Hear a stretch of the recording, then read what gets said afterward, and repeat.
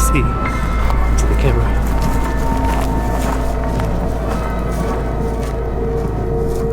This one or something. We are here in New Mexico. Just on our anniversary. On our anniversary, 17 years. Mm-hmm.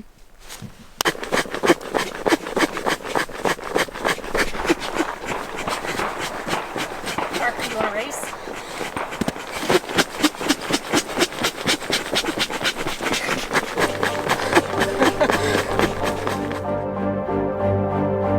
Our story begins here, with the historic Santa Fe Trail crossing just a couple miles down from our campsite. For over 60 years, this served as a vital trade route until the steam engine arrived in 1880. Early prospectors knew that there were coal seams here, and by the early 1900s, tracks were laid into a mining camp that would later be known as Van Houten. Gonna be like every YouTuber and break what? Look at us break the law. We're on our way to be famous TikTokers. At its prime, 2,000 miners and their families would call Van Houten home. The town had a post office and weekend dances, followed by ball games on Sundays. And since nobody could speak anyone else's language other than their own, they all ended up together in their own little suburbs.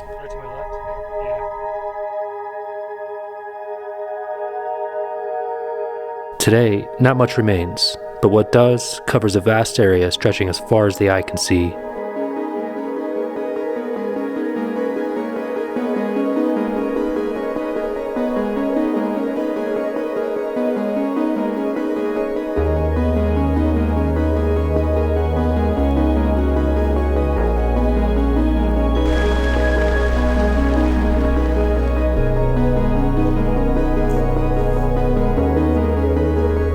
The women of Van Houten, although not mentioned in any of our findings, must have worked tirelessly to make their homes comfortable despite the harsh conditions.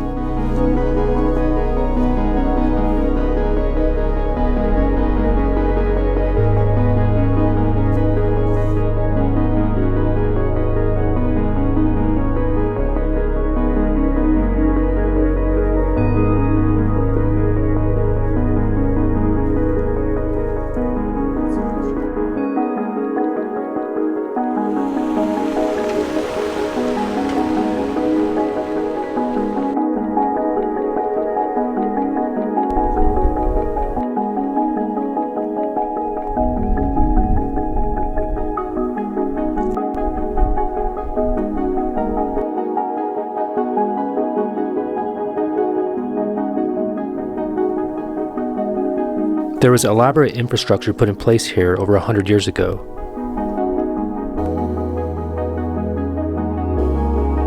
It may be hard to tell now, but when you look at old pictures, it's pretty amazing what was once here.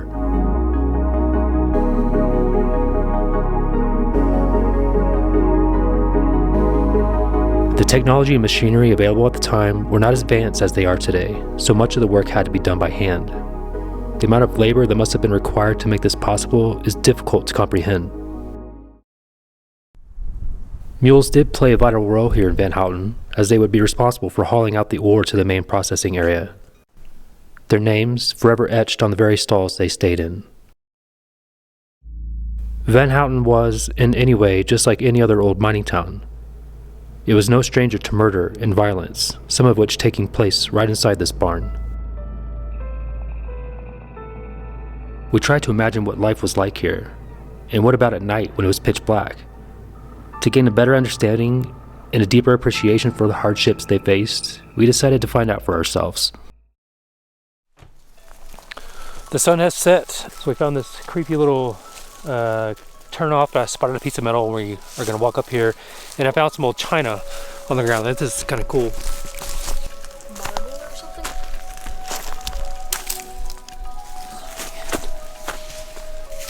Bone. Look, you can see the design on it. Probably not even an artifact. China here. That one there looks like it was from a baton or something. This is like a part of an old pot. Oh wow, that one actually has some color on it.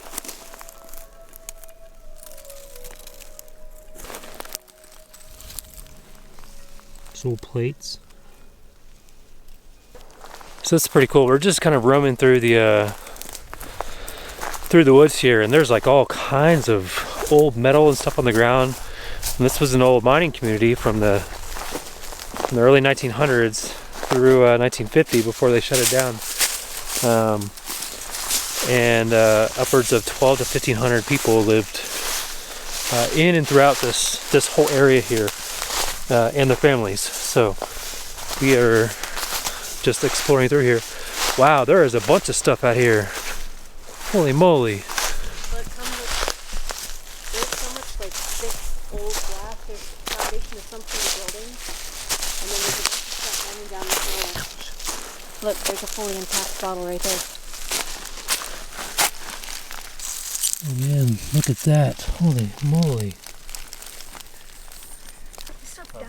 The old sardine can right here. That's exactly what that is. What else? Old bottles? Wow, there's just all kinds of stuff in this little channel here. That was pretty cool. There's a lot of old pottery and stuff in there. We've never found stuff like that at an old site like this before, so that's kind of cool to find. So we're gonna go onward and see what else we can find. Want to be quiet for a second? Ooh, that is not scary at all. Look at the stairs. There's like steps split down in the bottom. Where? Right there. Oh, yeah, there sure is. That's not creepy. Oh, I think it's the diffusers causing that.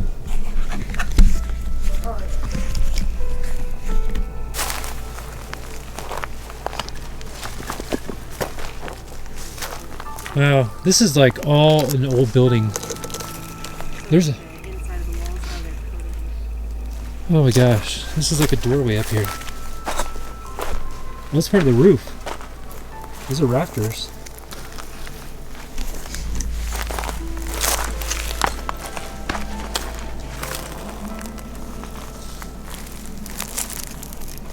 There's a whole wall.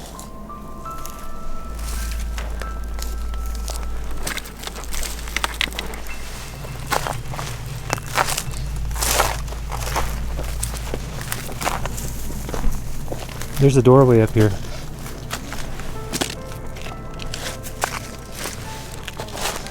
I don't plan to fall. Oh, that is not creepy at all.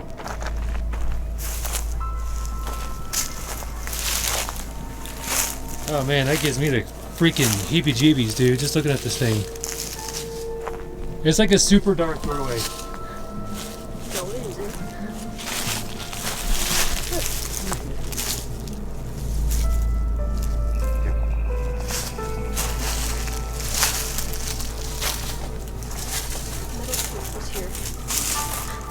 That is very, very kind of creepy.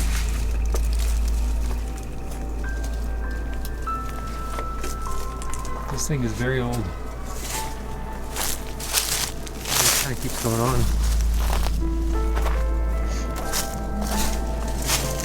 Wow.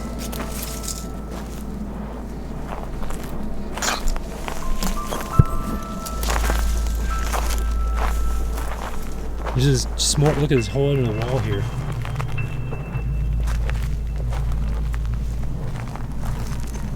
All right, we gotta find our way back to. Yeah. We're trapped.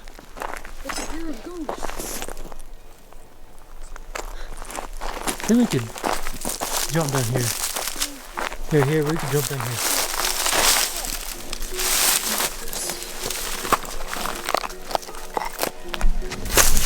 Uh-oh. Drop the camera for extra dramaticness. Got it? Yep. Oh man, this is a whole foundation.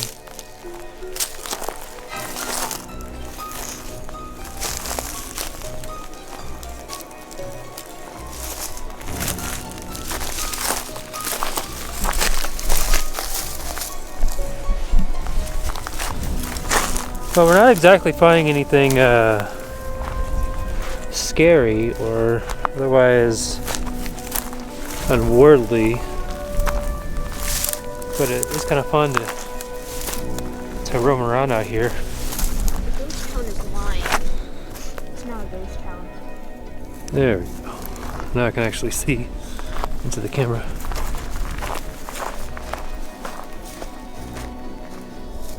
This one or something. It is kind of creepy out here at night. No, but it looks so creepy because it exists. But I only got 12 minutes left on this battery, so better find something scary.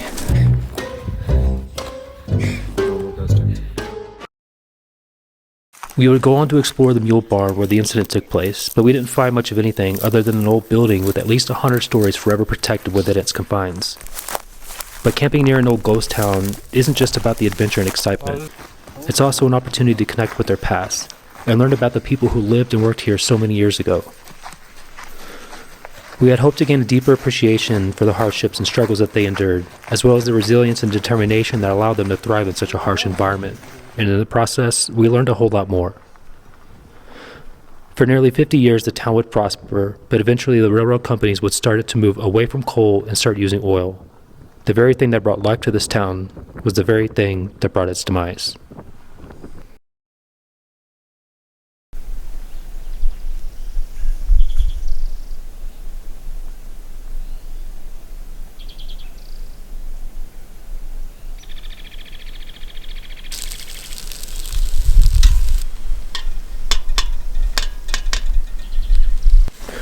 Good morning. It's pretty chilly in the low 30s. We made it through last night. We were very warm again. The sleeping bags are working out great. Making some breakfast this morning.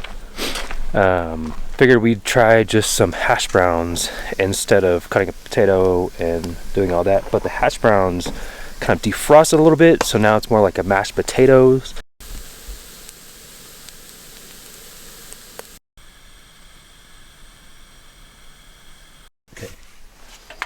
Oops.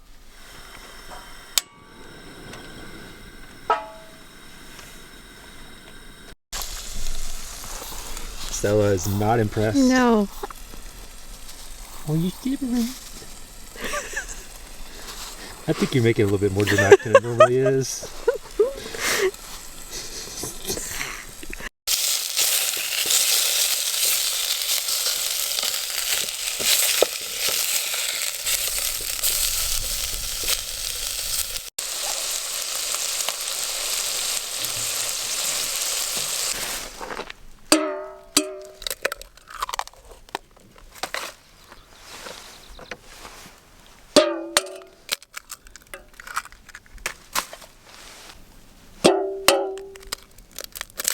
A little shell in there, not a big deal. It's like we've never cooked before in our lives.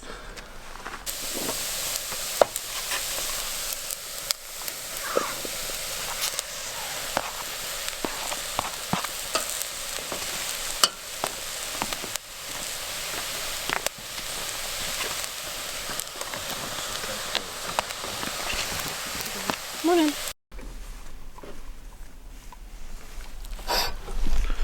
We made something out of that.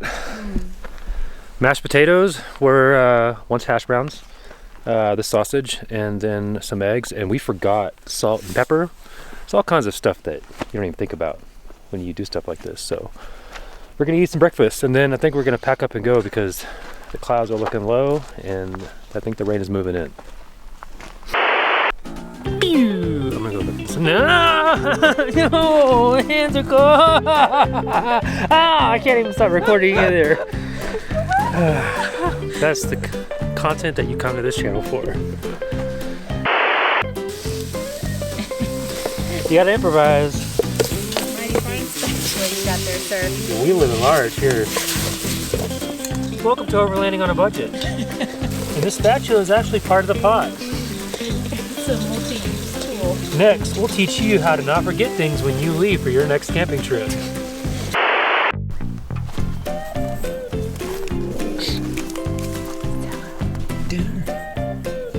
There's so many of them. So much fun.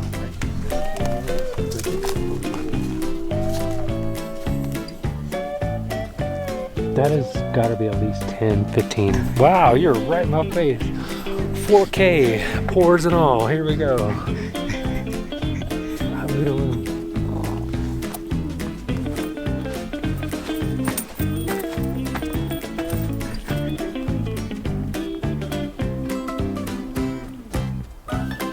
Like they're gonna wave back.